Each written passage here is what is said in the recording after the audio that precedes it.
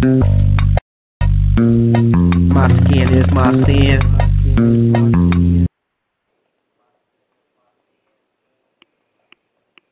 What's good, fam? How's everybody doing? The music's gonna jump in just a second, and then we jump it off officially. Anyway, I hope life is good for you. Oh, I hate that. For some reason, my computer runs it through my headphones. But if I don't, you can't hear anything. So, anyway, how's life? Oh, man, you know, it sucks, man. In my head, I be having, like, the perfect intro, and Blog Talk be like, nah, bruh, we good.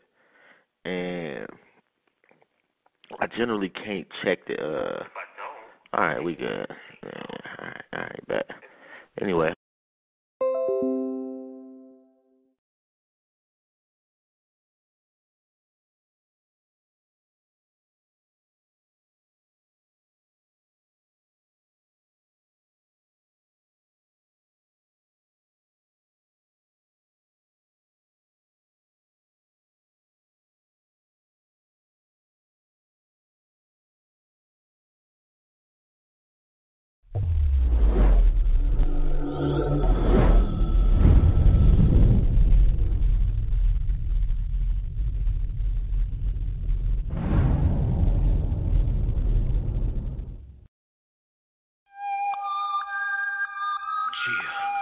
Black magic, God, 363, Lord, rich, I came from the Nile Valley. It's bittersweet, I smile Sally. Tooth rarely seen like child's daddy. I'm in Hotep, I style flashy. Regarded highly, I'm Selassie. As time is passing, tribes are clashing. I know the ledge, I grow my dreads. My queen's two open legs have golden eggs, I'm hatched. 9 months had to hold my breath. Now I dream so heavy that I broke the bed. Provoke the feds that slaughter the sons. 12 get the 4-5 like a quarter to 1. The war has begun. Latin for sun, the soul and Melanites get more of the sun. We the fortunate ones. Got the God in the womb and the Lord in my come, and no more means love. Death is the source that I'm from. Everything that they do, we have already done. Self-taught, my ice a melt salt. Mine high price, I write and sell thought. I sell cloth, Akhenaten, cotton shopping, aquaponic, chronic options. Botanized and pot concoction. Earth a thought, her twat is rotten. Knowledge of my art forgotten.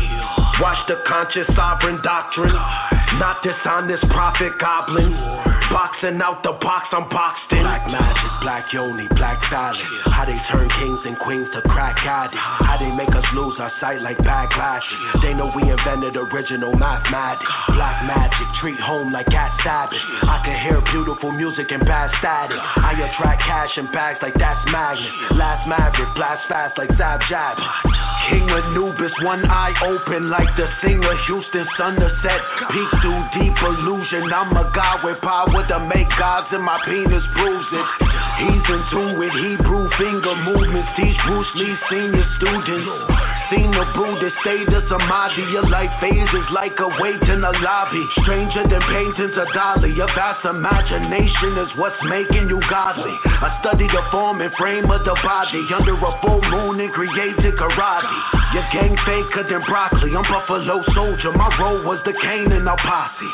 Yeah, my mother Henrietta Lacks. My clever raps bring the metal netter back. The extraterrestrial met in black, but I don't have a memory of that. The enemies attack the Ebonese mentally with traps for more than 4 centuries of that. Matter of fact, I killed the cipher, judge gave me 360. Trap sound behind bars, frequency.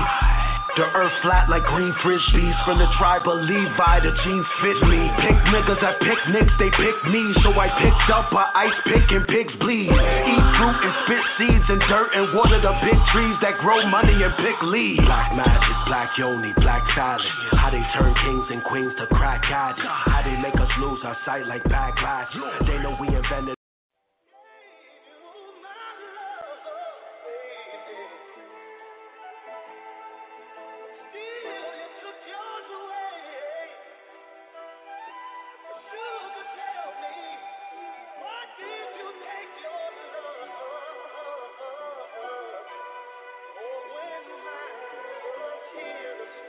Let me talk to you. I don't wanna fight, I don't wanna argue. If we acknowledge the problem, then maybe we can solve it, babe. Ain't gotta speak. Oh no, please don't bother. The pain's too deep between you and me, don't let it go no farther. I respect you like my mother, you love me like your father. We barely knew our parents, so that made our job much harder. By the blind, we both was brought up. No love is what they taught us. We reciprocate the hate we learned, and somehow they still fought us. All we needed was some tender love and care. A crowded room, don't be confused, ain't none there. They all we needed was some tender love and care. They want you around, but you feel love when you not there. Oh, it ain't fair, you see. I promise I would never push you, never hit you. I will only love you. Promise that I got you, that I'm proving there can never be another. Promise that I got your back and we would never let each other struggle. I honor that you got my back, cause you the brain and baby I'm the muscle, so I trust you. That's why I love you. You keep the devil beneath your feet, but God above you. Babe, that's why I trust you. That's why I love you. You keep the devil beneath your feet, but God above you. They call us the power couple. Shout out to others who left some things along the way, but not each other. Hey, my power couple, straight from the struggle. They lost some things along the way, but not each other. They call them. You can put the house in your name, I can put the lights in my name. You can put the gas in your name, put the layaway in my name. I can put the car in your name, put the cable in my name. I pay it off with my change, never wanna hear you complain. Yeah, now I respect you like my sister, you trust me like your brother. Our friends have separated, but we still ain't left each other. They talk down because they jealous, move on is what they tell us. When the love is strong, get in your bone, it's known to be rebellious. All we needed was some tender love and care.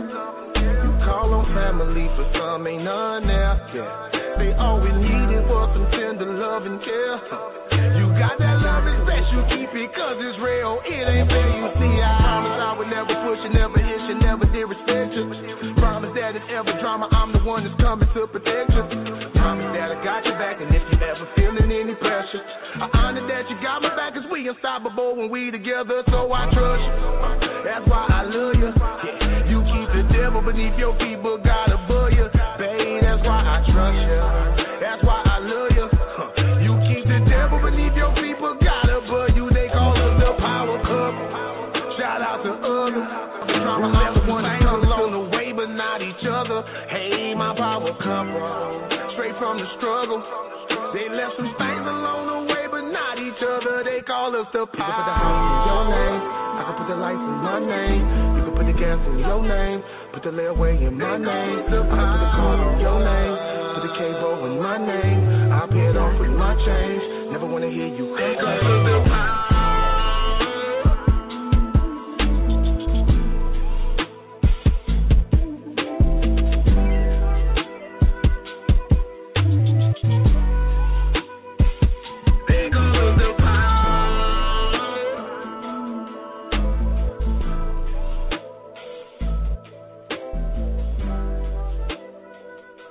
What's good, fam? This is Jobs, and you are tuned in to My Skin is My Sin on Blog Talk Radio.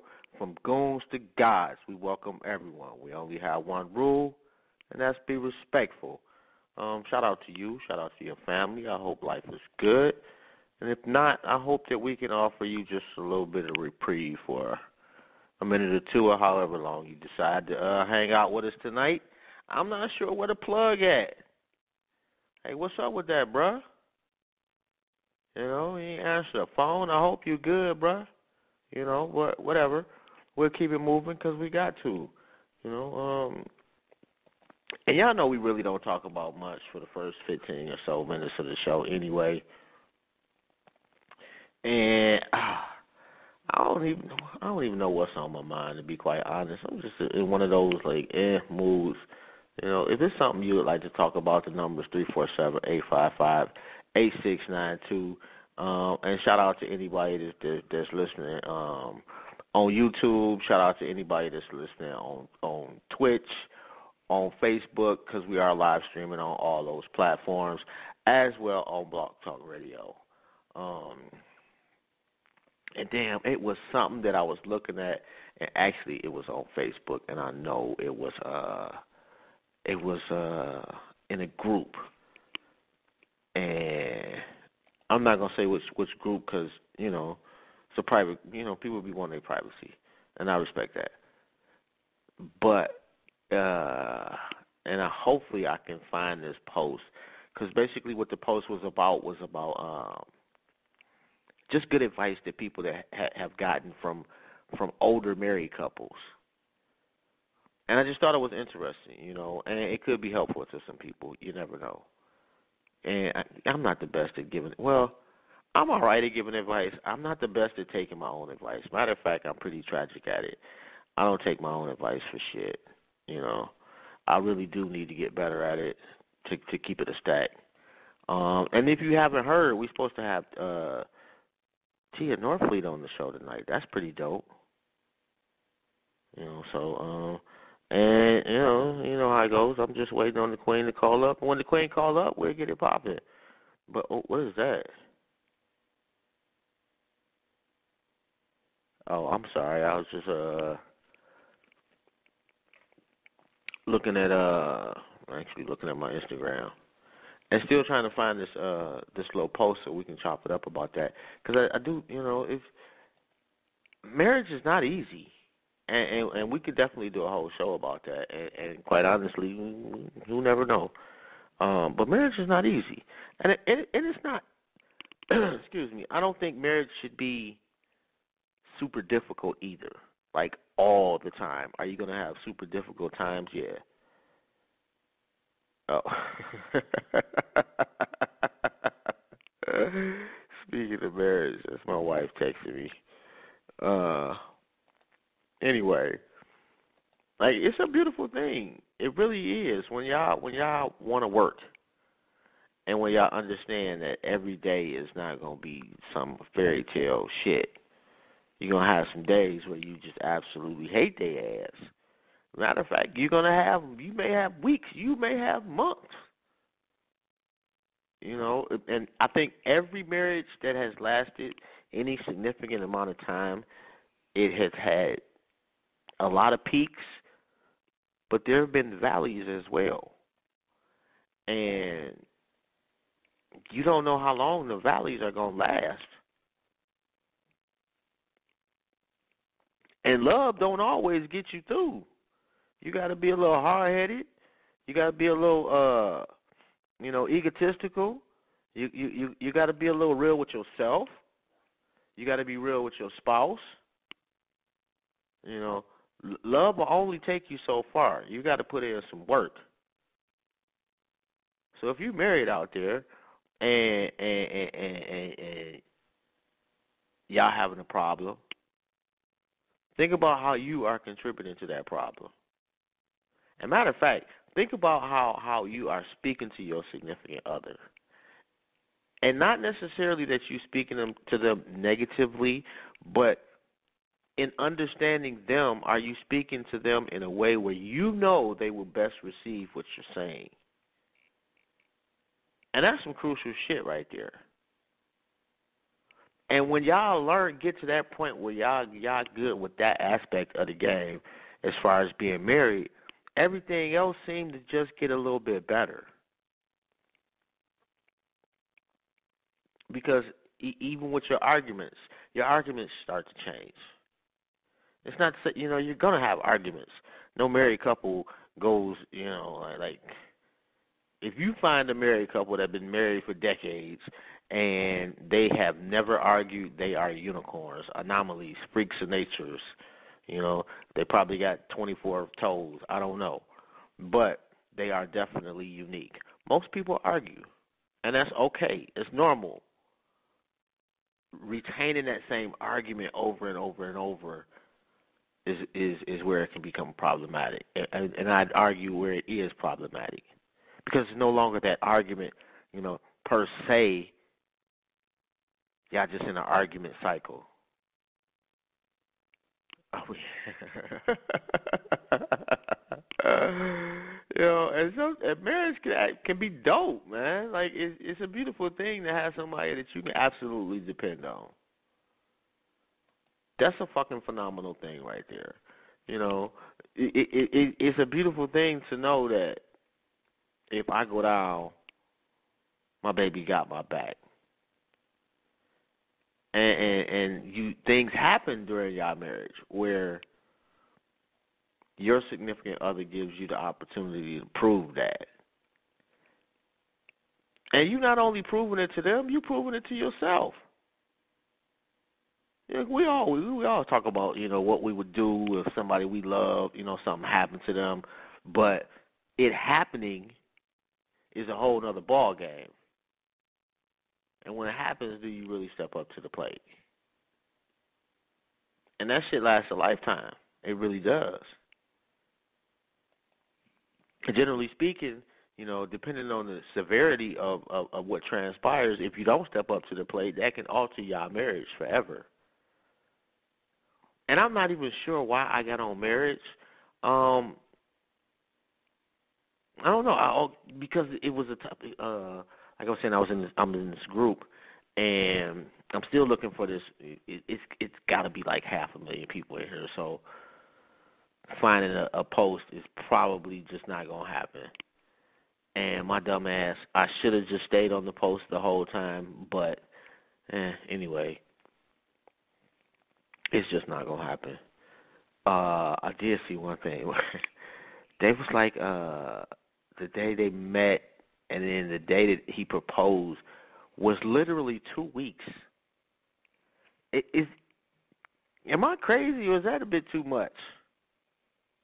Like 2 weeks is just too quick for me. Like I don't know. All right, bet we can still we still Gucci. But 2 weeks is just a little too quick for me to really. But also I realized that there are some people that literally have saw somebody and been like, I'm in love with them instantly.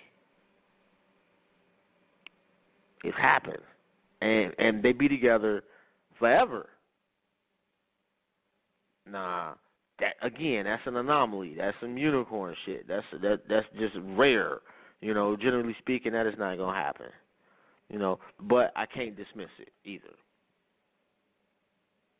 You know, so my first thing was, you know, I wanted to be petty, and I wanted, man, what the hell? You know, that first one night stand, blase split, must have been great.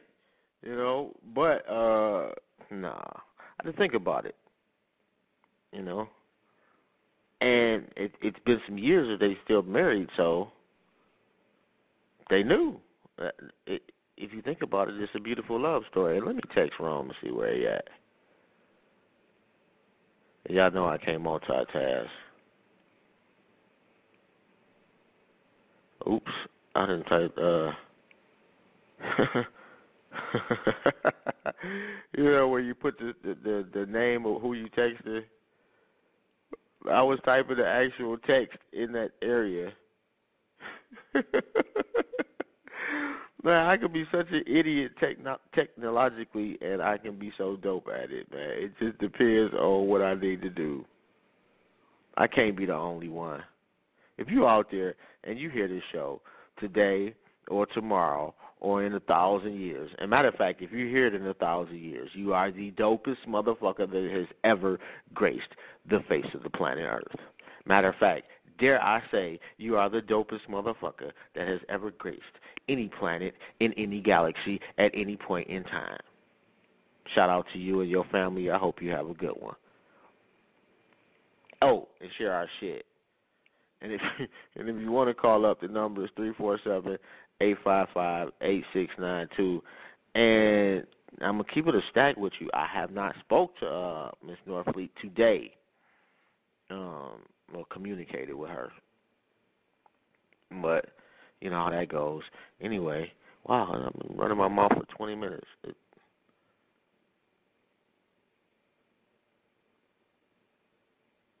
Oh, wow. That's dope. That's pretty dope, man. That is pretty dope. Let me just read this to you. God is so good. It's still surreal looking at the script that I made. This will be the first time anything I've written will be performed. Thanks to My Skin Is My Sin for taking a chance on me and letting me write Goons to Guys. my first series through, and we still haven't got a chance to do that, man. And I'm so fucking pissed about that. But the script was dope, though. You know, shout out to Thomas Hester, man. Salute to you, bruh. You know, you deserve that shit, man. Go celebrate. Go have something to drink. If you drink, go read something. Go meditate. I don't know how you celebrate, bruh, but go celebrate. You deserve that shit. You know, and that's another thing we got to do, man. We got to start celebrating our shit, man. Like, people not going to give us nothing, man. Sometimes you got to take your celebrations, too. Ain't nothing wrong with that. You know, I'm not saying walk around being the most arrogant asshole on the planet, but take your celebrations. You know, when you do some good shit, when you prove to yourself that you're a good person, or you've accomplished the goal that you set out for yourself, or you did something you didn't even think you had in you, celebrate your shit. You know, you got to be your biggest fan out here, man. Ain't nobody else going to do that shit for you. I'm going to keep it a stack for you. Oh, and that's pretty dope right there. Look at that, man. I would love to drive one of those. But have you seen this shit? Like, how close they going, like 150 miles an hour, damn near 200 miles an hour, a half an inch apart. Like, man. And I'm too old to be doing that shit too, man, because I at this point, man, I don't even want to be too close to it. Well, I've never wanted to be too close to a semi. I'm just one of those people. I don't like driving in between semis. I don't like semis driving behind us. You know, it just, I am not a semi person. You know, so I don't know. I know it's different, but anyway, not really if you're going 180 miles an hour. That's not much, you know, like, that's pretty fucking fast. Man, I can't imagine doing 180 miles an hour. The fastest I went was on a motorcycle, and that was 160. And the motorcycle I was on was only a 600. And that boy started shaking real bad, so I had to, like, just stop doing that. It is what it is. Oh, man, Smack White, you bastard. Everybody want to do some shit on Thursday at 7 o'clock. I love y'all so much, man. Life is great. And shout out to my family Thought Crimes, man. Definitely have enjoyed doing the No Sim Zone with Prince, man. And Open Mind. That's been pretty dope, too. And what the fuck, man, with the plug? I'm going to have to call him on air. I wish I had somebody out there actually listening to me. And that's the crazy part, man. And I know I whine about it a little bit, and probably, man, life was great. I whine about it. And shout out to my family. In some quality fucking work for a minute now, man. When can we get a little love? And shout out to whoever that one person is that is tuned in, man. Let me see who this is. Shout out to Joe Coolmore, who fucks with this show. Heavy. You know, and to keep it a stack, like, there's quite a few people that actually been fucking with the show for a minute, too. And sometimes I don't even understand it myself. I think y'all kind of nuts. But sometimes I realize, like, we've actually had some pretty dope conversations with some pretty dope people. And it's been an honor to honestly be able to just spend a little time with anybody out their life. Like, it's a whole lot of shit better things you could be doing than on a podcast nobody listens to. But we have been consistently been able to get really good people doing really good things for the most part, or with a really good story. Consistently. For years, damn near 4 years. And they share with us. And very rarely, I can remember maybe one time me personally where I personally crossed the line on a show. You know, and other than that, you know, we've laughed, we've cried, and we've learned.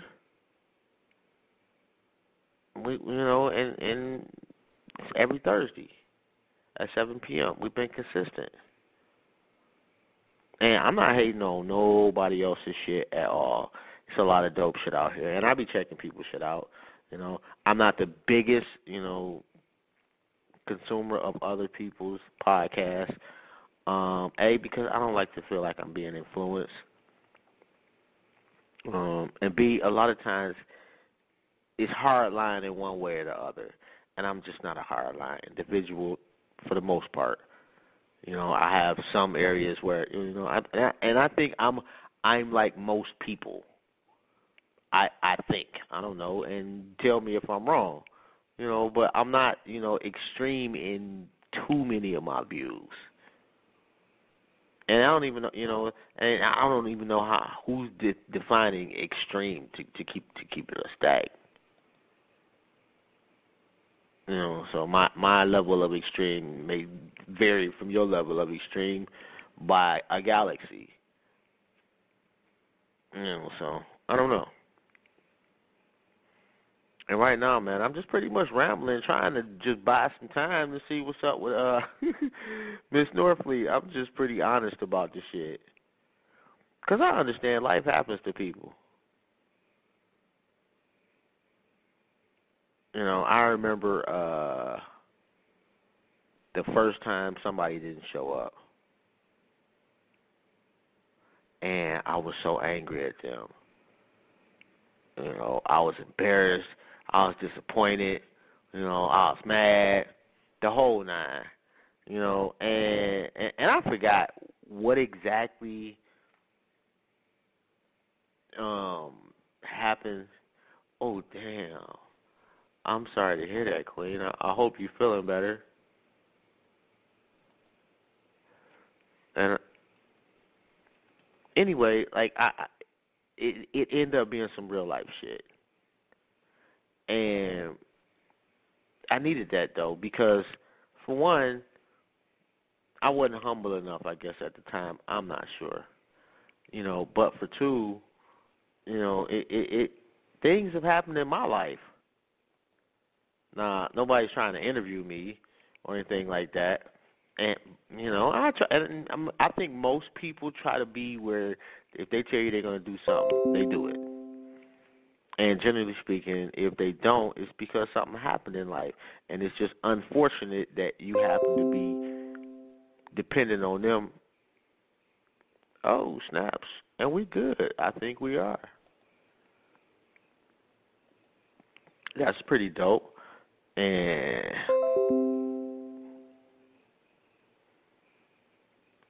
man, I don't know what it is. It's like I'm fucking what's the blues player? Oh, B.B. King. It's like I can't text and talk at the same time. I'm not sure what that is and why that is, but I just can't. It's like some type of I guess apparently I cannot. In today's society, I can't walk and chew gum at the same time. So and I just actually, the Queen reached out to me, 855-8692, and she should be calling up shortly, so that's pretty dope. And then hopefully we'll have a nice little conversation and talk about racing. And if you have not heard of this Queen, man, you need to get your life together. First and foremost, when you talk about black women and racing, you need to be talking about Tia Norfleet. So without further ado, is it without further ado? I think so. I don't know. Anyway, we want to welcome the Queen to the platform, Miss Tia Norfleet in the building. How you doing, Queen? Hey, I'm good, and you? I'm all right. I know I suck at the intros. I've been working on it. I'm just trash at it. I'm sorry. It's okay. It's okay. No problem. How's life, though? How's the family? Everybody's good. Thanks for asking. Everybody's good. Everybody's still in the land of the living, so that's definitely a blessing. So, yeah. Yeah, it's always a beautiful thing. And I appreciate the fact that you took a little time out your life to come hang out with us, talk about some racing. Oh, no problem. I'm, grateful that you guys have me on. I'm appreciative. Thank you for inviting me. Oh, that's dope. If you don't mind, like I watched some of your other interviews, and one thing that I thought was dope that you brought up was Wendell Scott.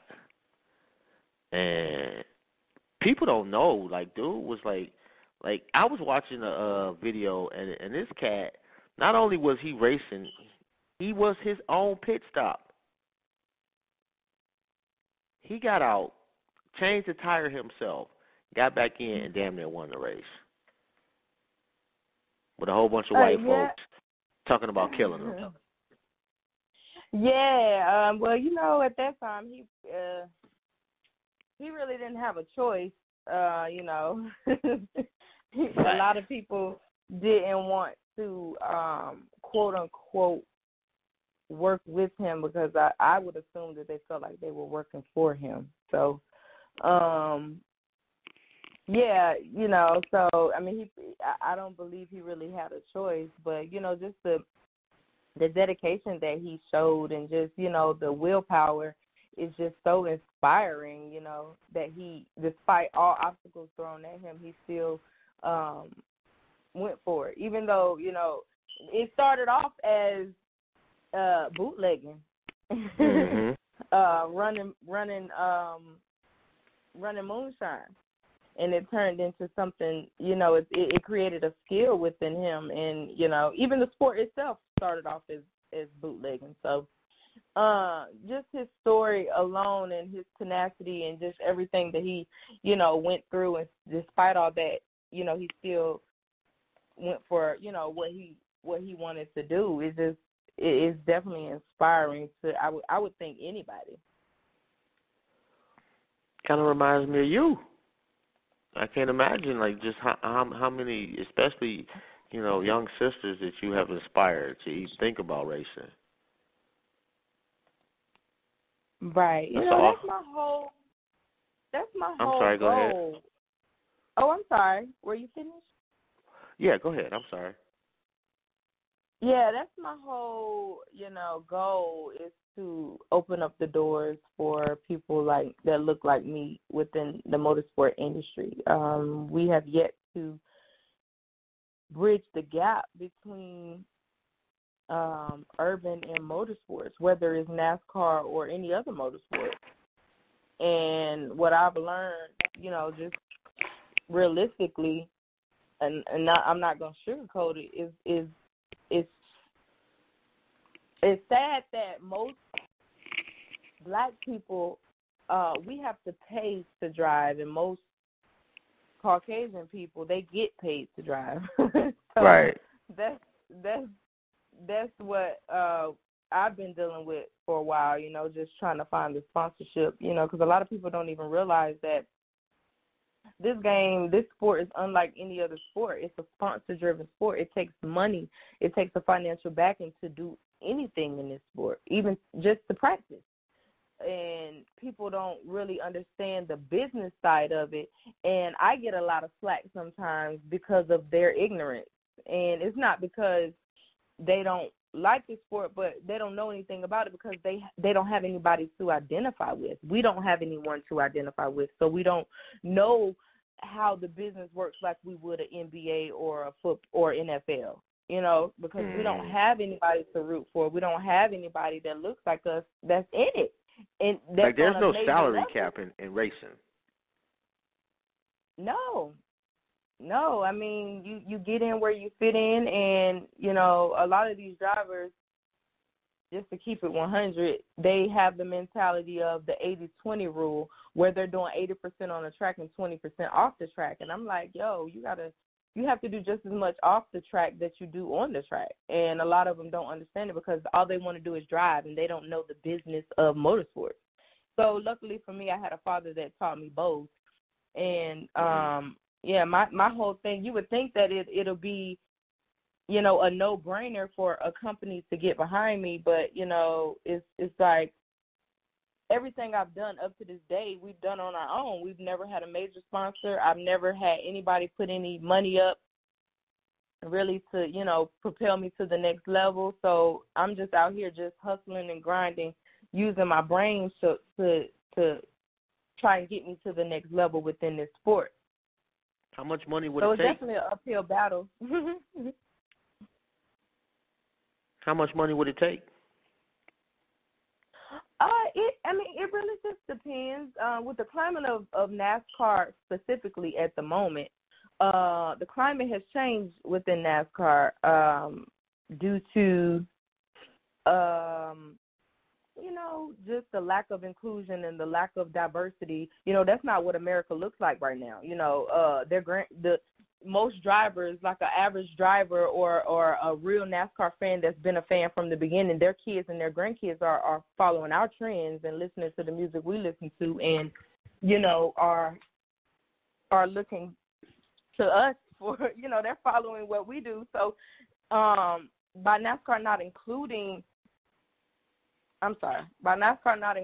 us, it's starting to hurt them. So the climate of the sport has definitely changed. So it's a lot cheaper now than what it would have been 2-3 years ago. Oh, well, that's dope. Yeah, and then there's like 5 different divisions within the sport. It's 5 different series, so it's kind of like working your way up to the top. So you have your entry level series would be your Wheeling series, and then from Wheeling you go to K&N, and from K&N you go to the trucks, and then from the trucks you go to Monster, and so on and so forth. So yeah, what's the top speed on the trucks? The trucks, you can probably get close to 200 in a corner. Damn. In a truck? Mhm. Oh my God! What's the fastest you've been? The fastest I've ever been was close to 200. It was like 180. That's crazy. Like, I was talking about it before you came on. Like, I used to have a bike back in the day, and I got up to like 160, and I only had a 600. It started shaking real bad, so I had to stop. But that's the only time I ever tried it. But the feeling of doing that was just, it was phenomenal. I can't imagine doing that shit on a daily basis. Like, the adrenaline rush must be crazy. It definitely is. And the G-force is crazy. Start shaking real bad. I mean, it's my element. I like it. So. And see, like, it'd be dope, like, for the first couple of go-rounds around the track, but, I don't know, like, you're doing, like, what, 300 miles maybe in a race? Yeah, it depends on the race. Yeah, it depends on the race. It definitely, like the Daytona 500 is 500 miles. So. And I know everybody asks you, how do you use the bathroom?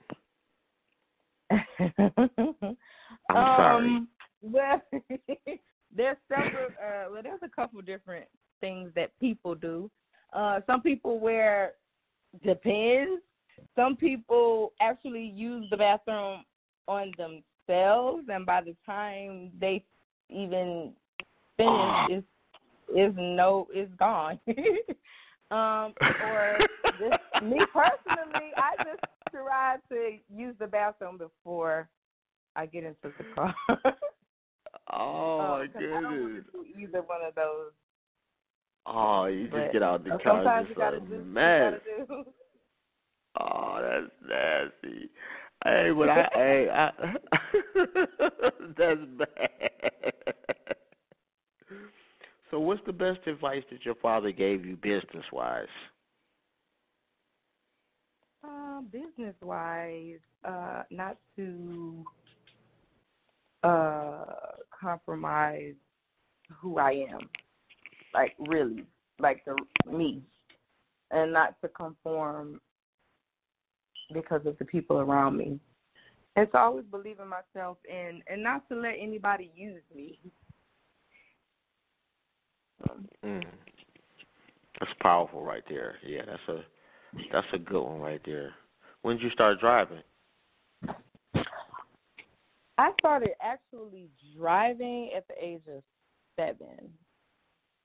But I was driving our family van.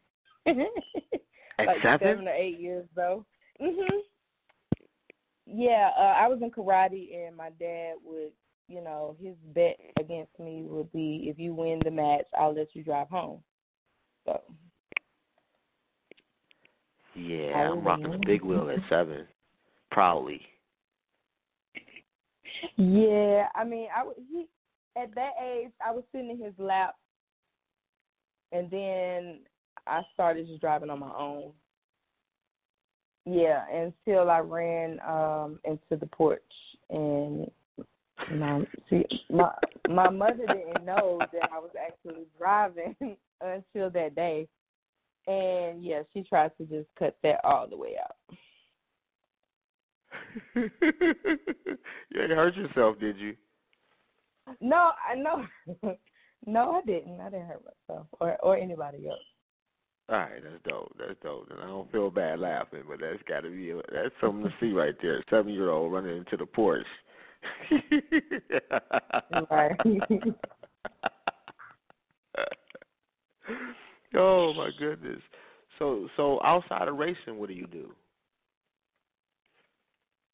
Outside of racing, I have a nonprofit called Wi-Fi, which stands for Where I Fit In, and it's about giving back to little girls that look like me.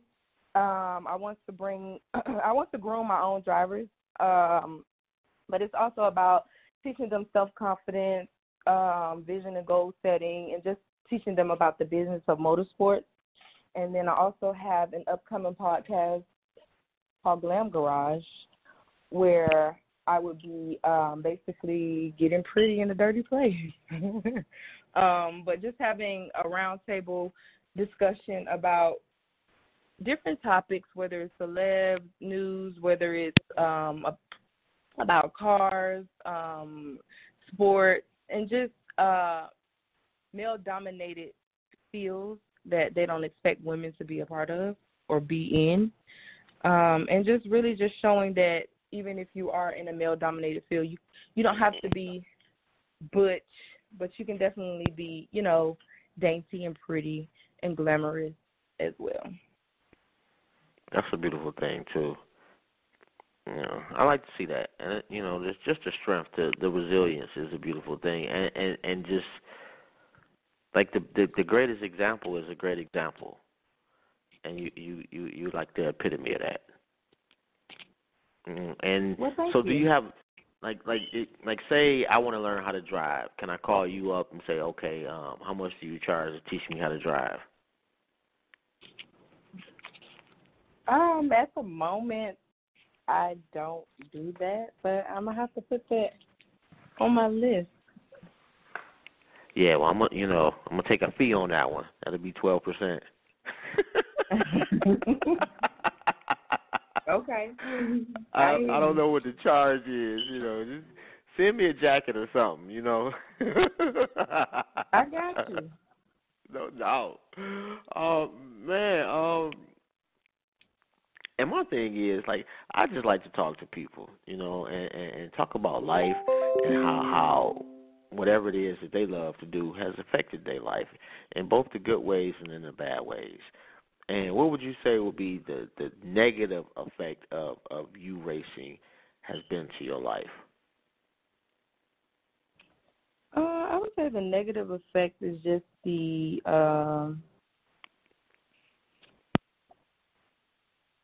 breaking into the industry and the roadblocks that are thrown my way, whether it's because of my gender or because of my race, is definitely a negative effect. But it's definitely affecting me. Yeah, especially like in NASCAR. You talking about the good old boys right there. I think I heard you say Dale Earnhardt was your favorite racer. No, I didn't say Dale Earnhardt. It wasn't Dale Earnhardt? No, sure? It wasn't. I wrote it down and everything. Well, I'm sorry. Well, who's your favorite racer? Honestly, I don't have a favorite. Me. I'm my favorite racer. And you know what? I'm not mad at you, and you should feel that way. And hopefully I can open up the doors for my next favorite racer. I fuck with the original Dale Earnhardt though. Like I'm not the biggest racing fan, but my stepfather used I like to. Junior too.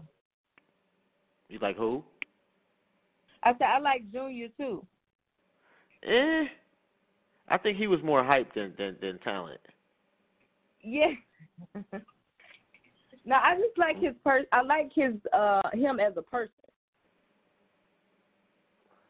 Yeah, I would agree with that. He seemed like a cool dude. Like if he was gonna hang earth. out with a race car driver, but yeah, like as far as like behind the wheel, the old man was definitely better. I would agree.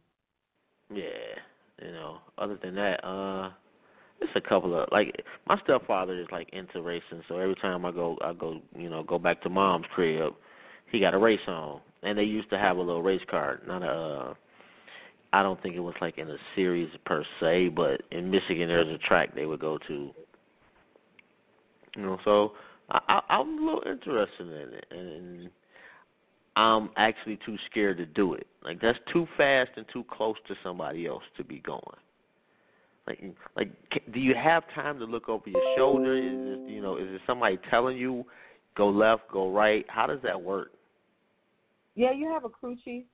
In those cars, you can't really look right, look left. Your crew chief actually tells you everything to do. They're your eyes and your ears. And they you are like 2 inches away from somebody though. Yeah, I mean they're above the track, so they can see. Okay. They can see everything. Okay. So yeah, they're literally telling you everything to do. Your life is literally in their hands. You ever crashed?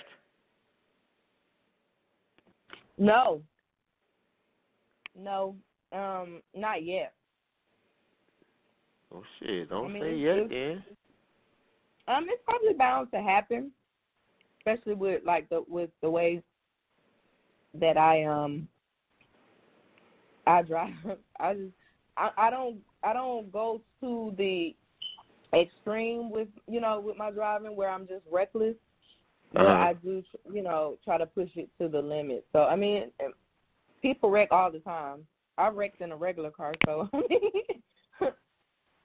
people wreck all the time. It doesn't mean that it's gonna kill you, but you may a little fender bender here and there. It's bound to happen, and it's good for the sport. It's good for you as a driver. I know it sounds crazy, but it really is, because sometimes people get a little too comfortable, and that's where you will end up killing yourself. When you get a little too relaxed and too comfortable, you're not taking it serious, like to the point where you can actually die in this car. That's when you begin to get reckless. So, and then just the wrecking with just the crash or fender bender or whatever, just teaches you what not to do. You know what? I would not have thought about that like that, but that makes some sense.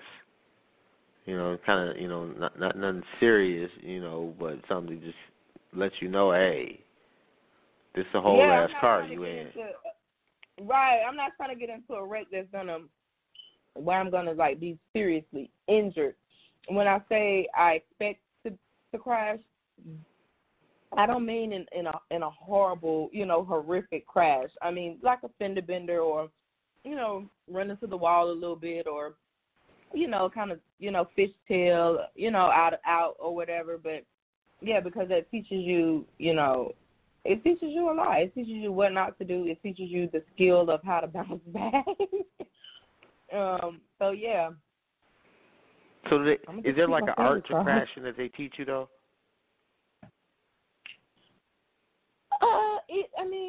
I think it's really kind of like instinct. They teach you, of course, not to get out of the car. That's how you can really end up dead. But it's really kind of instinct, you know.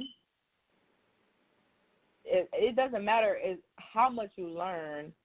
When those type of things happen, I think you kind of go into instinct mode. Like, okay, let me not try to turn this wheel so fast because I may spin out, or, you know, it's just really like instinct. Each situation is different. So if you really can't prepare too much for that, you can, you know, because every situation is different.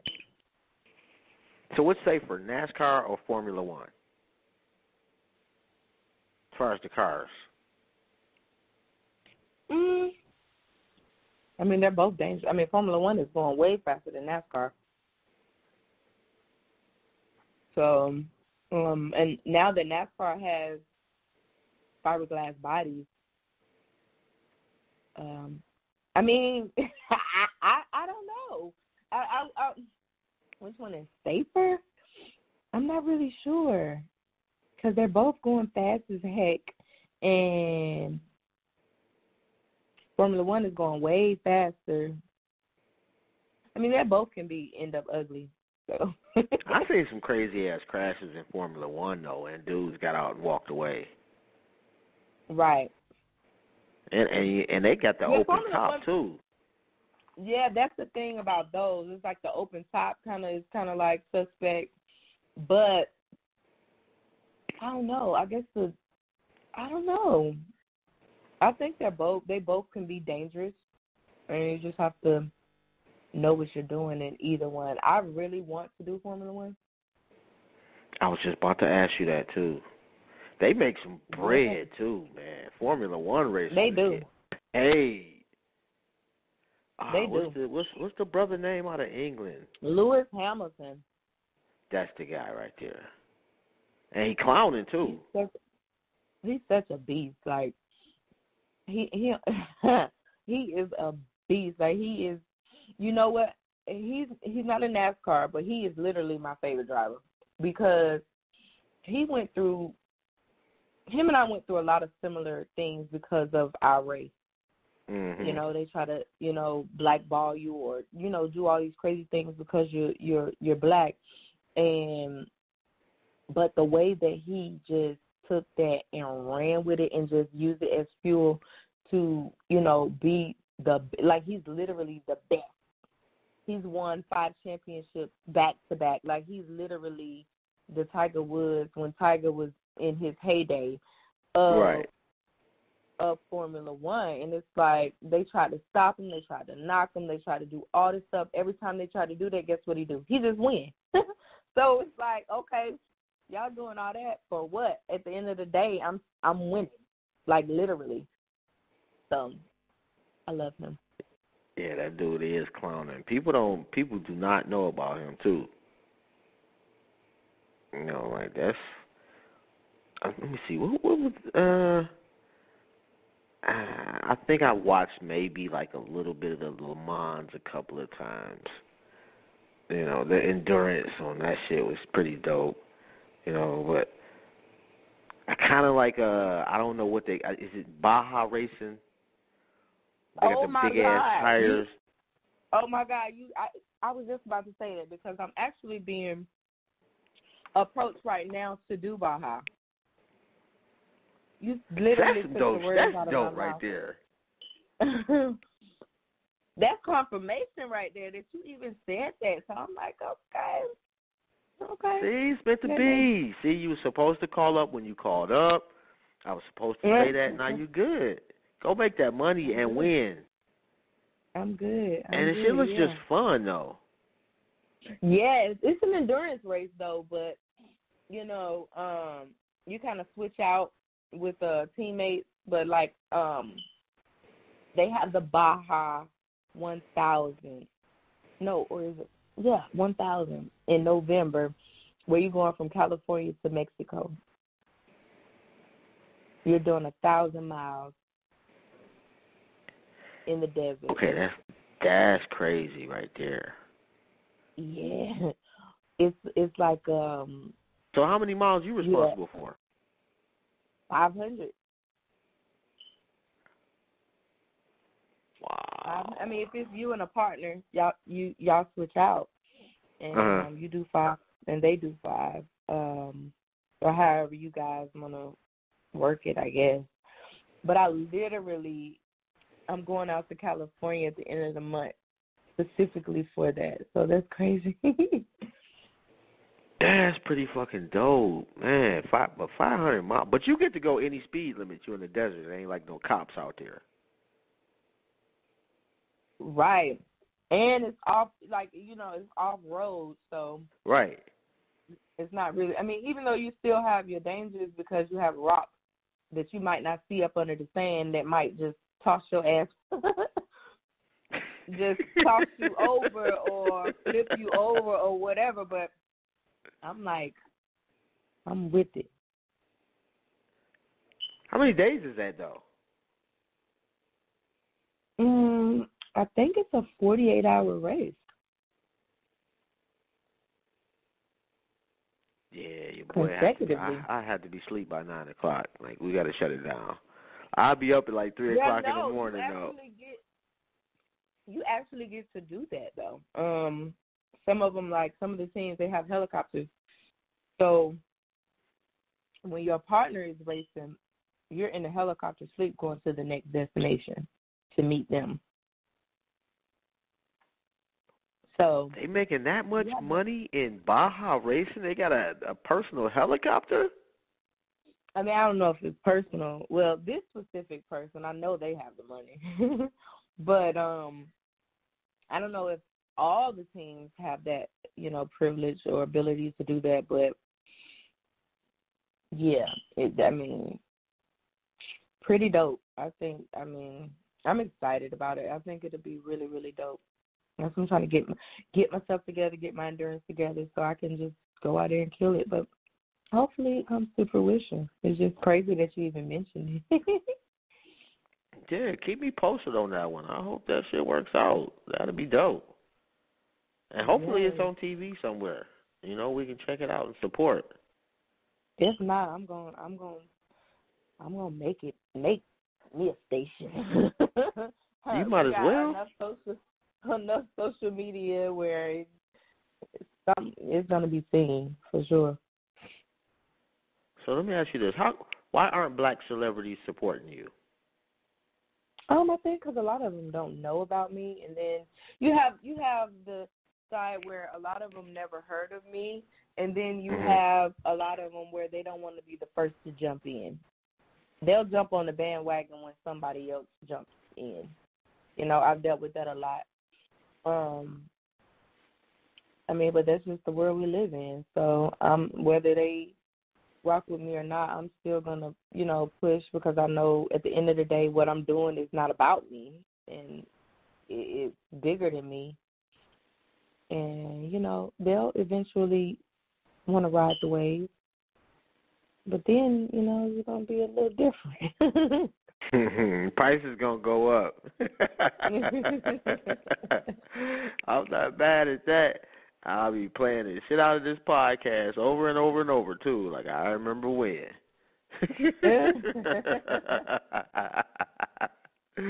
Well, I'll be like, yep, all started with that Baja. See? I'm a genius. Telling my grandkids and shit. So what's next on the agenda? What you got coming up besides the Baja? Like I said, I'm getting ready to launch my nonprofit for these girls, these little brown girls, and then my Glam Garage podcast. I'm also working on different sponsorships where I can actually do what I love to do because it's hard to do without the financial backing. And just working with different brands. And just really just trying to get the exposure needed and the exposure that's necessary to really just propel myself to the next level and be the best that I can possibly be. And like I said, just really open up the doors and really bring true diversity to the sport.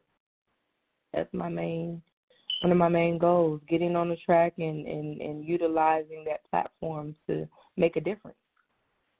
Got to get you some racing gear out there to sell, too. Oh yeah, that's definitely in the works. You know, I'm trying to do it all. Yeah, because you can rock that shit. You ain't got to be racing to rock that. I've seen that before. Huh? I said you ain't got to be a race driver to rock it. You know, I've seen that before. Right, and you got a fly look. Right. Well, thank you. Yeah, it's I think I was a little bit ahead of my time because now I'm slowly starting to see the wave starting to be created within the millennials and the urban demographic when it comes to motorsports. Even down to the point where, like, a lot of the high-end fashions or designers were making motorsports-inspired clothes and the songs and just a bunch of different stuff. Now everybody, I see it, you know, I see it, you know, because I'm always looking for it anyway, but I see it starting to slowly build up, and I just want to be in the forefront of that because I've been doing this. I feel you on that, you know, and I will say, excuse me, I'll give Dale Earnhardt Jr. a little credit on that too, because he was like the MTV driver. Right. You know what I'm saying? Yeah. So like he would be, you know, in spaces with like black celebrities. So it was like he was like the cool NASCAR driver if you got one. You know what I'm saying? Yeah. So yeah, you know, I'll give him a little credit on that one. Oh, and let me let the people know you are tuned in to My Skin Is My Sin on Blog Talk Radio. From goons to gods, we welcome everyone. We only have one rule, and that's be respectful. We got Miss Tia Norfleet in the building. If you want to call up, the number is 347-855-8692. And you do have to press 1 if you want to get on air. And I really haven't been checking the YouTube. If you're out there checking it out on the YouTube, my bad. We're not ignoring you. I just kind of got lost in the conversation a little bit. Sue me. Other than that, if anybody want to get in contact with you, how do they do that? Social media, my Instagram is at Tia_Norfleet, Facebook at Tia Norfleet, Twitter at Tia Norfleet. Yeah, you can find me on those. I'm not hard to find. Just so you can get at me. I know you was like surprisingly cool. I thought you was gonna be on some, you know, like I'm Tia Norfleet. You was like, no, I'm like I was just surprised. So give her a shout out. It works. It definitely does. I appreciate it. You know, I'm a real down to earth type of person. I don't get down like that. You know, I've been done like that a lot of times, and it really is not a good feeling. And it puts a bad taste in your mouth about a person. And I don't see the need for all of that. I'm very approachable. I don't have that type of mind frame. I'm a very humble person because I feel like, you know, the same person that you diss while you up can be the same person that you need once you're down, you know. So I don't do that. It is. We all you may have a little more money than me, or you know, a few more people or a lot more people may know about you than me, but that doesn't make you any better than me, and vice versa. Oh, facts right there. That's so true. You know, and I for one just want to say thank you. You know, no problem. And don't nobody else tell you. I'm gonna tell you now. I'm proud of you, and I appreciate everything you have done. Thank you so much. I really no appreciate doubt. it. You know what? We don't tell each other that enough. Just in my 2 cents. We don't. We don't. We're too busy with that Willie Lynch syndrome. I don't know. We're too busy wanting to bring each other down opposed to looking at each other as brothers and sisters. Because if you looked at each other in that way, we wouldn't do half the stuff that we do to one another. That's so true. You know, and that's probably why we not like a super popular on everybody's top 10 podcast, because we ain't on no tearing people. You know, we want to see our people shine. And if you're out there doing something, especially something that we're not typically, quote unquote, doing, you know, I grew up in a neighborhood where I'm gonna keep it a stack, man. Dudes stole cars, so you would see, you know, any given day you would see somebody flying up and down the street. But what they could do was drive. Imagine if they'd have had to. Newark? No, I'm from Detroit. You from Newark, New Jersey? Oh, okay. I heard about Newark though. You know, and I guess it must have been just like my hood, because, man, them boys is, but they could drive. Like, imagine if they had a vessel where they could use that talent and get paid. Right. And that's like solely, like, that's literally what I want to do. You know, I want to create that. I want to bridge that gap. Because I was just talking about this with somebody else. In Philly, they have this really big underground, like, motorsports club, whether they're riding four-wheelers, dirt bikes, whatever it may be. And it's, like, illegal for them to, you know, do what they love to do. And there's really not any tracks around there. So I'm like, people don't know, you know, that a lot of these tracks are privately owned. And I just want to, like I said, just bridge that gap and give them the opportunity to have a place where they can, you know, perfect their craft and do what they love to do. Because, ironically, I have the same trouble. I've had the same trouble where I couldn't do what I love to do because of the lack of resources or the lack of, you know, finances, or so be it, you know. And I'm like, you know what, it's sad that it's such a struggle for people like us, and it's so easy for other people. No problem. You know, but that's the world we live in, but it always builds character and makes us who we are. It's sad that it has to be that way, but in the end, it's all good. Yeah, it definitely is sad, but you know, unfortunately, somebody got to do most of the struggling for all of us to succeed. Right. You know, so I don't believe you're gonna quit, and that's all it takes. No, I'm not gonna quit. I'm not a quitter. I'll give out before I give up. Like it. It's not rocket science, even though they try to make it, but it's all good, you know. It built the struggle that I've gone through just in this industry alone has built so much character and so much in me that I would have never imagined. And it's literally creating a monster in such a beautiful way. That's pretty dope, though. So let me ask you this. So are you, like, you know, you just regularly going to the grocery store, you doing 120? Oh, man. Not anymore. Like, I just paid off, like, 2 super speeder tickets. Wait, what the hell is that? Well, in Georgia, we have a super speeder where, like, if anything over 25 over the speed limit is considered a super speeder. Okay. And I can't. That taught me my lesson on that. Like, can't do it. I just literally paid them off like 2 weeks ago.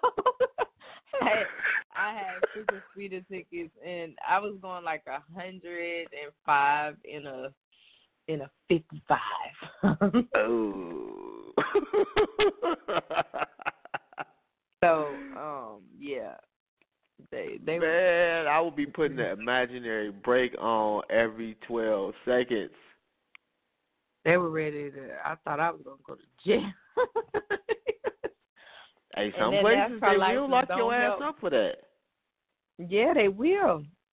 They will. But the NASCAR license don't help you with that. But yeah, I learned my lesson on that. So I try to go. I go to speed limit now. My mother always tell me, "Girl, you are not on the track.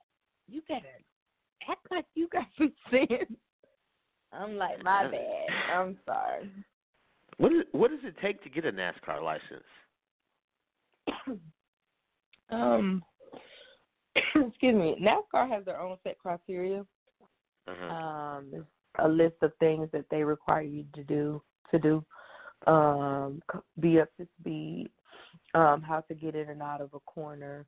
It's just like a whole list of things that they look for. And even then, they still have the ability to say yay or nay to give you your license. You have to have a NASCAR official come out and watch you. Make sure that you're qualified to get a license. Make sure that you have the skill set. Make sure that you're fast enough, and make sure that you have enough seat time under your butt, meaning enough time, seat time, meaning you actually being in the car racing, so on and like so flight forth. time for pilots. Correct. And even then, like I said, they can tell you yay or nay to that. And then after that, it goes to the committee.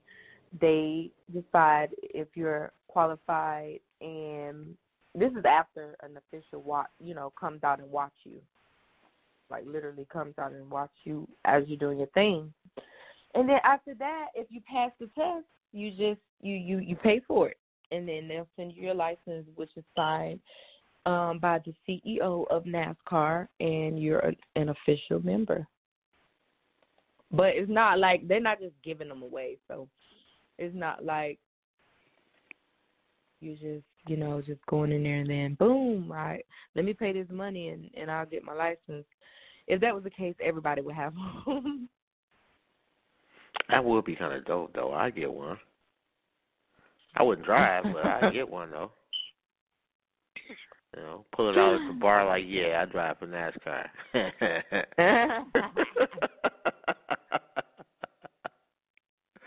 And I ain't tall, too, because most of the NASCAR drivers is short anyway. Right. It's like a jockey and a horse. The smaller you are, the less your car weighs. So it gives you, it makes you faster. If you weigh the car Gordon down, was like, you're what, not going to go. 5 feet or some shit like that? No, he's a little taller than me. I'm 5'1". He's probably I don't know exactly, but he's not 5 foot. He's short though. He's small for a man. He really is. But that's your advantage. You have a few that are bigger. But like I said, the smaller you are, the less the car weighs. So it makes you go faster. It helps. That dude was a beast in his prime too, though, low key. Yeah. All right, so you got to win a race. I give you Jeff Gordon. I give you Tony Stewart. And I'm trying to think. And I'm not even going to go with the Earnhardts. I'm trying to think of somebody not the Earnhardts. What is it, Jeff Elliott? Who you picking?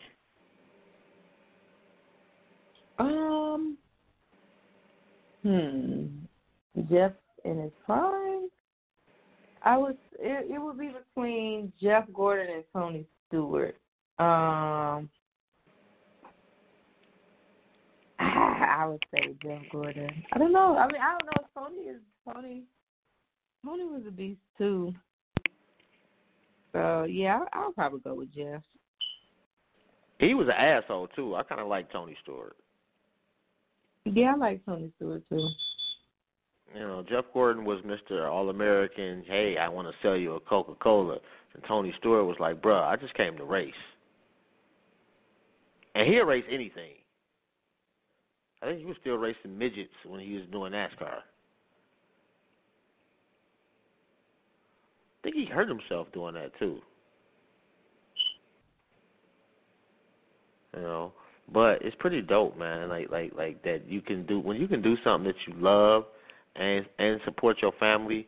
That's a beautiful thing, man. So if you out there, man, and you want to donate to some greatness, just go ahead and slide here some money to get on the track and get some dubs. Not just for her, for all of us. So I know my voice don't mean anything, but I'll do the begging for you. Hello? I'm still here. Oh, okay. I thought I lost you there for a second. So you say, what does your mother think about you driving? Doesn't scare her? It does. 'Cause I got daughters, and that's just not, like, that's the sexist father in me. Like, that's just not some shit like that. I'd be too scared. Like, I'd be scared when they just driving a regular car from here to Detroit, doing damn near 200 miles an hour. Man, I'd lose my mind. I don't know how I could deal with it. Would you want your children to race? I would let my children do whatever they're passionate about, whatever their heart desires. I would support them. They're going to do what they want to do anyway. That is true. Some of them go-karts is pretty tough, though. So at least give the pro go-karts, the bandoleros, that's where, when here's a little tip. If you're an aspiring driver, and of course you don't have any money and you don't have any sponsorship, because I do it, and even Lewis Hamilton does it. He does go-karting to stay up to par with his skills.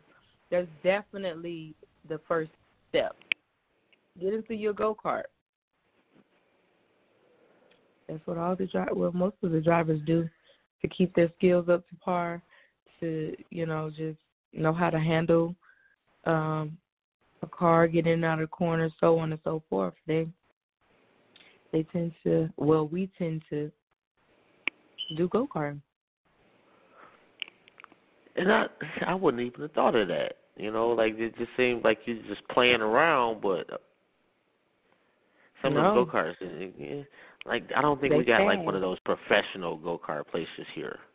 Like, I live in Cleveland now. Even the indoor go-kart in, like, Andretti's, or, they have a lot of indoor go-karting places where they have professional go-karts. They don't go as fast as, like, the top-tier professional go-karts, but they go fast enough where you can learn the fundamentals.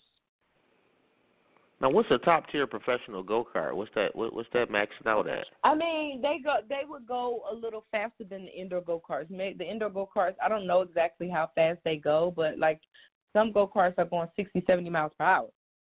Damn. On a go-kart, huh? Yeah. Yeah, I'd be to killed myself real quick.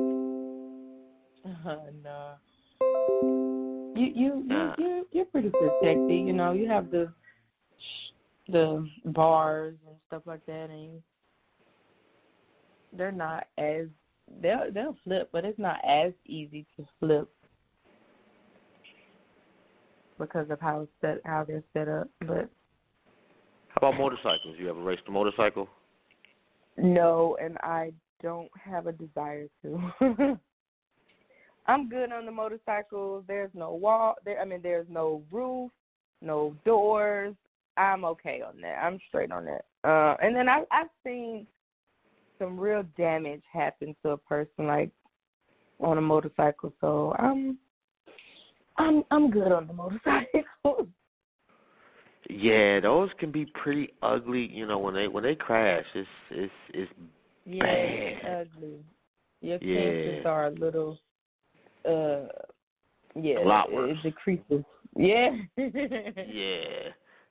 But I will say that I've never felt the freedom that I have riding a motorcycle.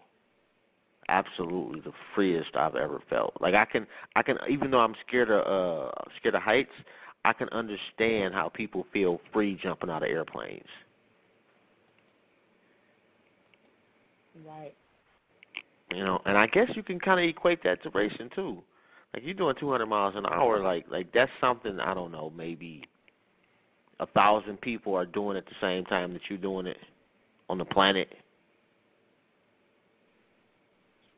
That's pretty dope. Like how many people got a NASCAR license? I'm not sure. Can't be too many. I don't know. It can't be too many. I'm not sure. Like, the fact that you have that is it's some unicorn shit. It really is. Well, thank you. I'm a black unicorn. Yeah, that's dope. I mean, you got to think about it. Like, especially the procedure you got to go to get one. Like, most people are not even going to do the research to find out how to get one, let alone, the time, the effort, the energy, the money. Yeah, and to that, luckily my dad, he drove in NASCAR and he knows the whole game. So luckily I had that influence to, because honestly, had I not been around it all my life and had someone that was already involved in it, I don't know for sure if that would be the sport that I would be in or if that would be the path that I would be on, because I think about other people that don't know anything about it, don't have a family member in it or anything. Like, they literally have no resources. It's literally, it's not like football or basketball where you play it in high school or it start off in middle school and then play it in high school, then go to college and then hopefully get drafted and all that. Like, this doesn't have any, like, stepping stones for most people, especially for black people at all, period. It's like a dead end or a start. There isn't even a start, really. They don't know where to start. I get that all the time. Like, I love to drive. I want to be a racer, but I don't know where to start. I don't know what to do. I don't know where to even begin to even look. Can you help me? So, and then when you hear them white boys, they be like, yeah, I've been racing since I was 5 years old. I started in midgets, right. And I went up to such and such, and, my daddy built me a garage. Like, bro, right. we don't even got a phone number. I had a little racetrack in the backyard. And I'm not mad that they doing that, don't get me wrong, but I'm mad that we ain't got access to know, like you were saying, where to go. It's ridiculous. And that's a simple as fix. It is. But, nothing is by coincidence.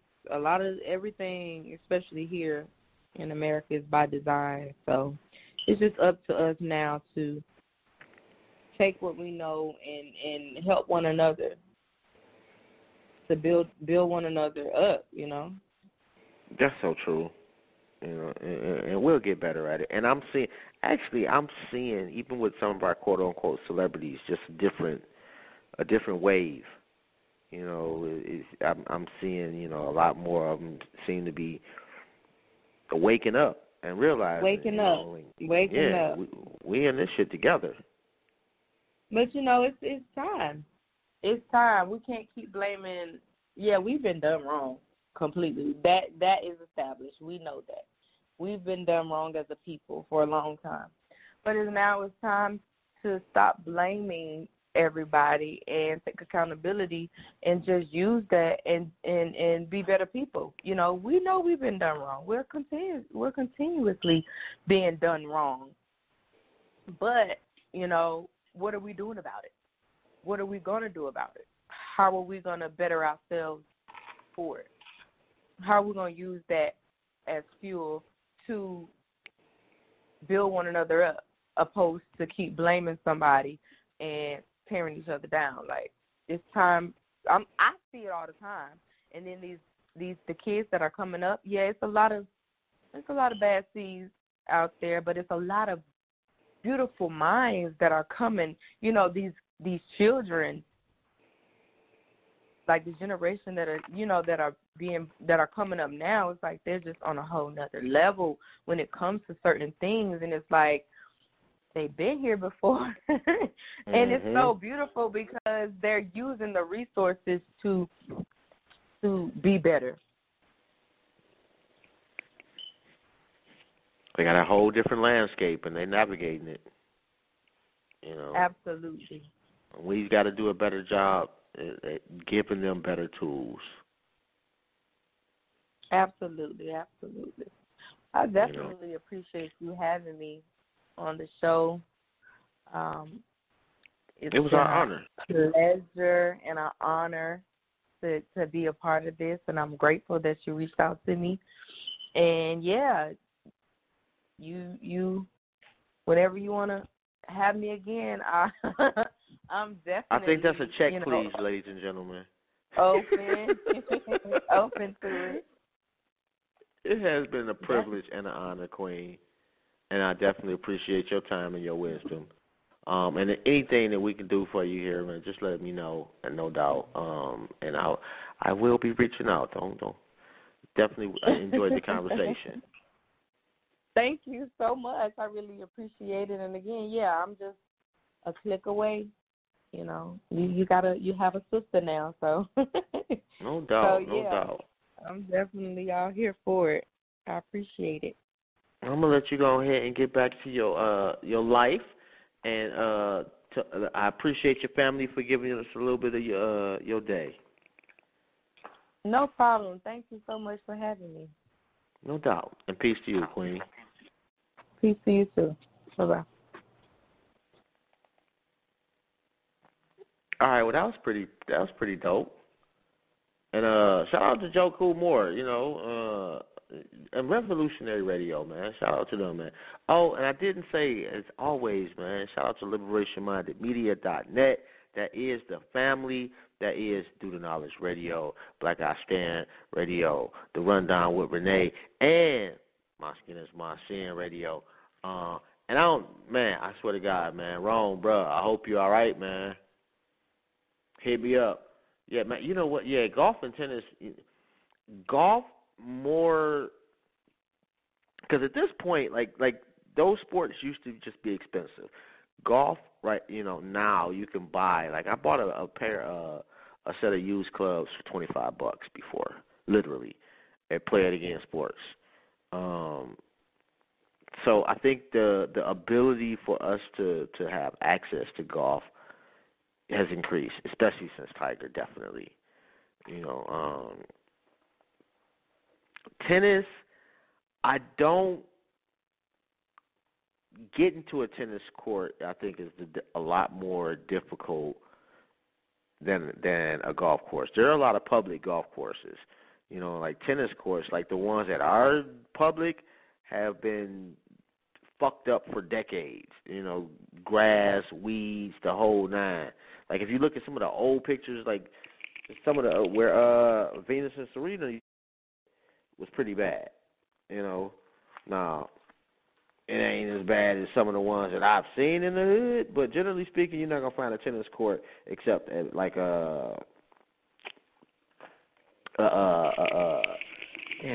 me out. One of those fancy clubs. Generally speaking, like a tennis court, you pay X amount of dollars, you get to go to the club, and you're a member.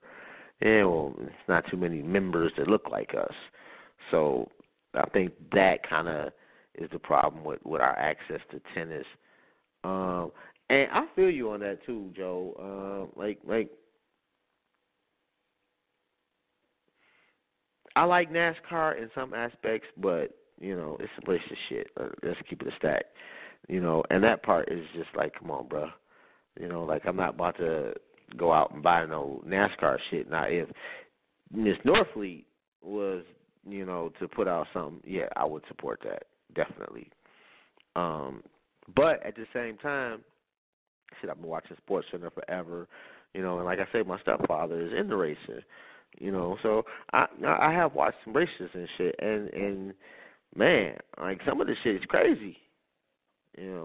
Like I think I like I'll tell you what, I like the artistry of racing. I don't like the racist bullshit, if that makes sense. Is golf too expensive? I mean, like I say, like you could probably for $10, generally speaking, especially if you can get to a public golf course. Like you can get you a set of clubs, $25, $50. It ain't the cheapest thing. It's not basketball, definitely. Or you you can pretty much go anywhere and play basketball by yourself. Yeah, it's slowly improving, you know. And I think SportsCenter has had a huge effect on that because it's brought sports into our households that weren't in our communities. You know, like especially the X Games. Like, oh my goodness, I fuck with the X Games heavy. Like, I'm an X Games fanatic. And skateboarding, and I don't know who out there had Tony Hawk's skateboarding game ever, but if that's not one of the top 3 video games in the history of your life, something is wrong with you. You need to go get some help. I'm just saying. But, you know, ESPN brought BMX into, you know, into a lot of black folks' homes, skateboarding into a lot of black folks' homes, snowboarding into black folks' homes. You know, BMX definitely kind of introduced us to sports that we had no clue existed, and that you could make some money off the shit. And it was kind of, you know, looked kind of dope to do, especially the skateboard. And like I say, the Tony Hawk game made it even that much more popular because it was just a dope-ass game. And I really, like, I sold my Xbox a couple of years ago because it was just sitting here doing nothing. But if they made another Tony Hawk game, I swear the first trimester Jesus, I would go buy a whole nother Xbox just to get that game. I'm not sure why they stopped making it, but you got infinite amount of cities on the globe that you can use to make the video game. Like, come on, man. Like, I know I don't have any pull. I ain't got no clout nowhere. But if somebody, some way, listens, and you got something to do with making video games, make another damn Tony Hawk game. Anyway. Yeah, this was something interesting, man. And I'm just kind of scrolling through my through Facebook, to be quite honest. And I could actually put it up on the screen if I wanted to. But I'm looking at this article, Simone Sanders gets backlash after belittling black men's opinions of Senator Kamala Harris. And I saw it when she tweeted it, and I even responded myself. You know, so because I don't agree with you about Kamala Harris, I don't have a right to have an opinion. It was ridiculous the way she came off, and I'm a fan of hers. Don't get me wrong. And not everybody, you know, nobody's batting 1,000, nobody's perfect, and generally speaking, I'm rocking with the sister. But on this one, she was just wrong, and she got no feelings. And I think she's taken it to a place, you know, like she's, I guess, defending her sister. You know, but sometimes your sister may be wrong. If all the dudes are saying this, you might want to, you know, look into the validity of what they're saying as opposed to besmirching their opinion. Anyway, let me get off my soapbox. What's up, Chester? What's going on, bro? And if I got a few minutes left. I got about 20 minutes left. If you want to call up, the number is 347-855-8692. We had Tia Norfleet on for, I don't know, she was on about an hour. It's pretty dope. Not sure where the plug is. What did who say? I'm not sure. What did she say? What did who say? What you talking about, Joe? My bad. Man, I'm still lost. I'm telling you, man, my short-term memory is shit. I don't know. Oh, what did Simone Sanders say? Basically, and let me go into the.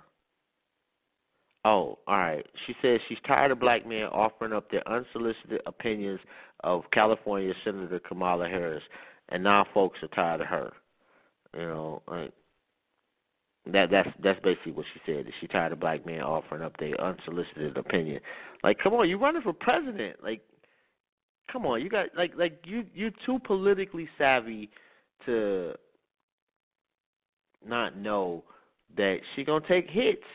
Like, there is no politician that runs for president that's not taking hits on their character, on their history, on their record, on their job performance, the whole nine. And you are running for the highest office in the land. You are going to get a lot of hits. Hell, she's a senator. She should be used to this shit. Period. So you caping for her. It's not helping her situation.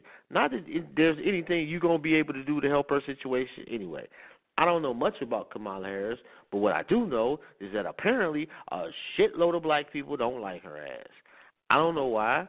Apparently it has something to do with her being the Attorney General out in California and her being horrible at her job, allegedly. Do I have to say allegedly on that one? I'm not sure. Yeah, the first Democratic debate is going to be lit, though. It's really going to be lit. And I'm one of those people, and I know you get a lot of people out there, black folks shouldn't be in politics. Okay, all right. I like the theater of politics. I like the aggression of politics. I like politics. That's just me. Always have. Cory Booker, I think Kamala Harris was picked because black people don't like her. I think she's the alternative. She's the black person that Trump voters that's pissed off at him can vote for and go home, and that's kind of like their repentance. She ain't black, but she black, so I can vote for her, and I'm absolving myself of voting for Trump. I think that's at least that's the thought process with her. I don't know, Cory Booker. I just don't. He seemed too calculated to me. And I know that politics, especially running for the president, is all politics at the highest level. I get that, but he just seems too rigid, too robotic, too structured for me. I'm just not so I'm not sure, like who I would at this point even consider. And when you look at it, practically speaking, like if Joe Biden jumps in the race, Joe Biden is going to get a big chunk, especially old black people was voting for Joe Biden, period. And I don't care, ain't nothing you're going to be able to do about that one. The guy from Texas, what's that dude's name? He went up against Ted Cruz and lost. Damn, I cannot remember his name, but I believe he used to either be a senator or a House of Representative, one of the two. But yeah, he did lose to Ted Cruz. Betty O'Rourke, I think that's Beta O'Rourke or something like that. I know it's O'Rourke. But I think he got a shot. If I'm being practical in politics, I think that he would be one of the newer faces to America that may have a shot, depending on what's in his background, And lately, especially you look at Virginia, oh my goodness. Now, how this motherfucker in Virginia, this Attorney General, first off, your governor is in blackface. Everything about that is wrong. It was in a fucking yearbook. A yearbook. Like, just stop. Let that marinate. For medical school, no less. Like, how many people have y'all fucked over in the medical industry because they look like me? But moving on. So the Attorney General criticizes this motherfucker for doing that shit. Lo and behold, the Attorney General has done the same damn thing. And in between them, you got a brother who has been accused of sexual assault, misconduct, or however you want to say it, allegedly. Like, what is the odds? Okay, well, the odds is not that great for the two white dudes. But, and in this one, it just really seems, man, I don't know what happened with the brother, man. Like, oh, damn. And I don't want to even, approach, like, just trying to tear her down. Like, that don't, that's horrible. And, oh, man, it's just a horrible-ass situation. What are y'all doing in Virginia? What's in the damn water? We're going to take y'all state away from y'all or something? Like that's just ridiculous, man. All three of them, and so now, and all three of them are Democrats. So the fourth person in succession for being governor of Virginia is a Republican. So these idiots screwed up the Democratic Party so bad in the whole state that they about to give the governorship to a Republican, like literally on a platter.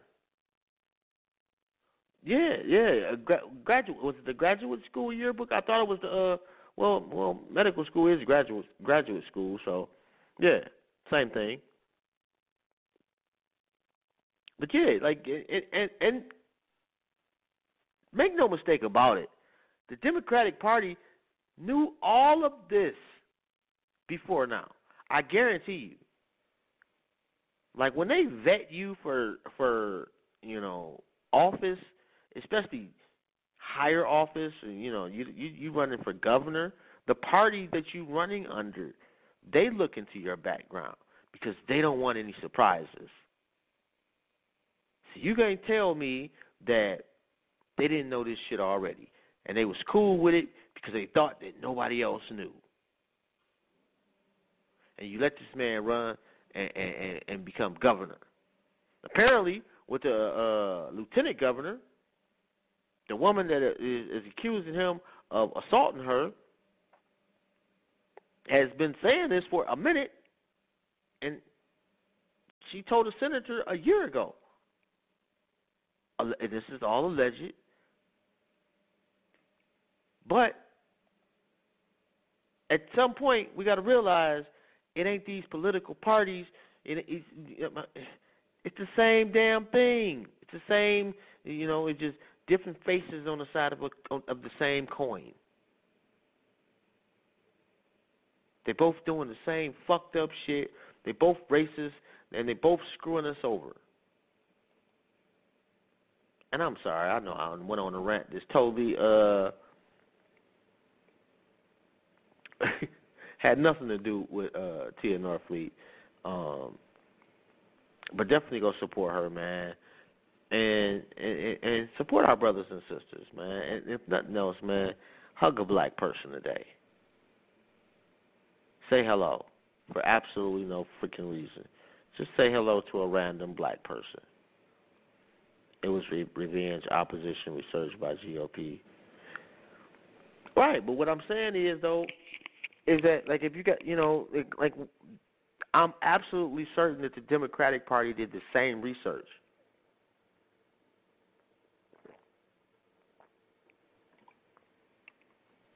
And they were okay with him being their candidate.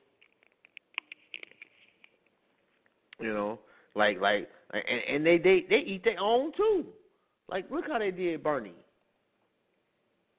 That man was supposed to run for president as a Democratic nominee, and they screwed him out of it. They ain't no damn different. But let me see if is this on here yet? It still ain't. All right, but yeah, the show is. I got about 15 minutes. So what I'm gonna do is I'm gonna go ahead and wrap it up real quick, and we're gonna throw a couple of more joints on by Connie's son, because I fucks with the guy heavy. Look him up. He got some dope ass music. So if you wanna do your soul a favor, check out some Connie's son.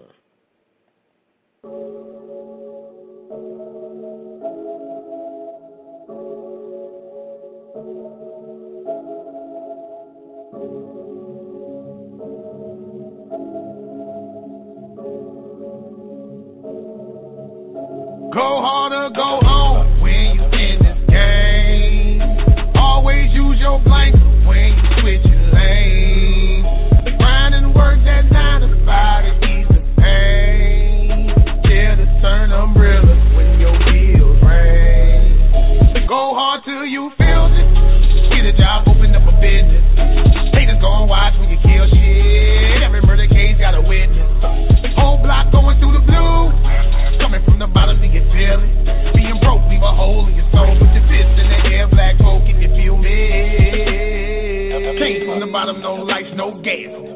rhyme, no pipe, no mask. So a tea party, don't invite your ass. Now your belly got tissue to wipe your ass. It ain't no love from the government. Every president been on some sucker shit. Young niggas bustin' shit, no, I'm not loving it. This is the option they stuck me with. Grind hard till I'm filthy, filthy, filthy, filthy, filthy, filthy, rich, you feel me? Grind hard till I'm filthy, filthy, filthy, filthy, filthy, filthy, rich, you feel me? Grind hard till I'm filthy, filthy, filthy, filthy, filthy, filthy, rich, you feel me? Grind hard till I'm filthy, filthy, filthy, filthy, filthy, filthy, rich, you feel me?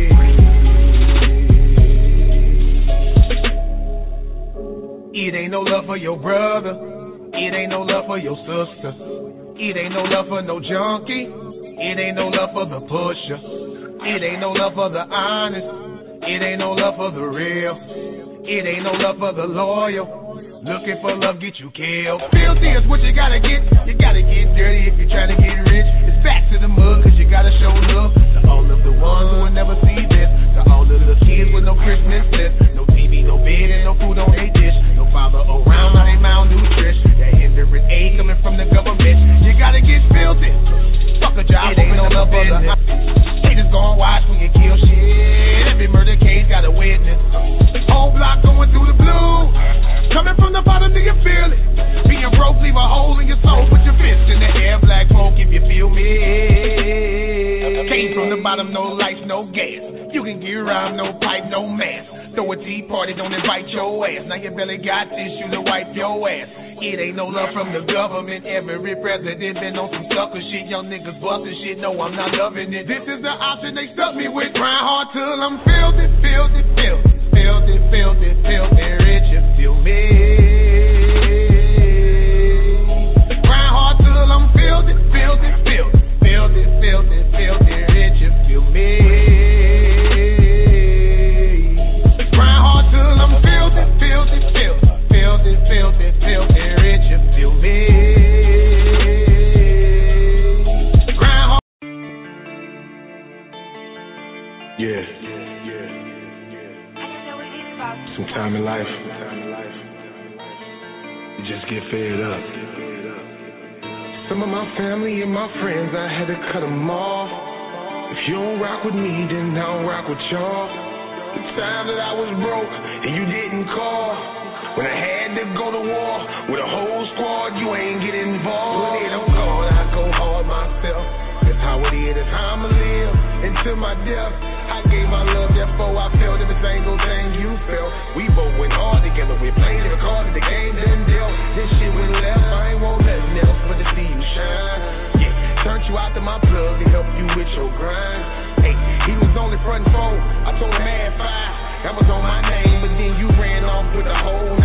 You didn't cross the line, no, I'm gonna keep it real. I'm gonna keep it simple and plain. You fuck up my money, but don't never fuck up my name. When it come to money, friends and family, they gon' change. When it come to money, niggas known to fuck up the game. When it come to money, your closest partner start acting fake. When you get that money, your closest partner gon' start to hate. It's all about the money, don't get it twisted, make no mistake. If you ever think it's love straight from the game. Some of my family and my friends, I had to cut them off. If you don't rock with me, then I don't rock with y'all. The time that I was broke and you didn't call. When I had to go to war with a whole squad, you ain't getting involved. Me and my friends, I had to cut them off. If you don't rock with me, then I don't rock with y'all. The time that I was broke and you didn't call. When I had to go to war with a whole squad, you ain't getting involved. You can't put your trust in people. The money got the power. If you ain't got no money, they don't get no fuck about you. They don't get no fuck about you. Get no fuck about you. They don't get no fuck about you. Get no fuck about you. You can't put your trust in people. The money got the power. If you ain't got no money, they don't get no fuck about you. They don't get no fuck about you. Get no fuck about you. They don't get no fuck about you. Get no fuck about you. It's sad, but it's true. In my last stuff for you, I done had it up to here for all the things you put me through. I was sad, I was lost. Love we had, I done tossed. The decisions that you make, it been eventually make you a boss. Some of my family and my friends, I had to cut them off. If you don't rock with me, then I don't rock with y'all. The time that I was broke and you didn't call, when I had to go to war with a whole squad, you ain't getting involved. My family and my friends, I had to cut them off. If you don't rock with me, then I don't rock with y'all. The time that I was broke and you didn't